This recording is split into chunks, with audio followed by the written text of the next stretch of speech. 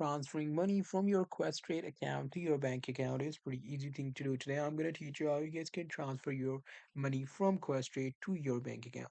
So for that, as you guys can see, I'm on my Google now. Here I'm just going to search for Questrade and I'll go to questrade.com.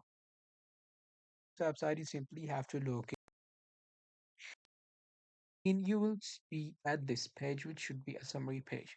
Now here you simply have to click on these accounts and a menu bar will pop up. So after that, you the page. Now in this page, you just have to wait for it to load. After it is loaded up, you simply have to click on this request and another pop-up will appear. So as you guys can see, request a pop-up will appear. Now here you simply have to click on this. Now after clicking on withdraw funds, as you guys can see here, my account is not fully set up, so it won't let me transfer or do any funds. But in your set up, so you will easily be able to enter your account details, bank account details right here in order to withdraw money. So that's pretty much it. That's how I'll be able to do it. Hope you guys find this video helpful.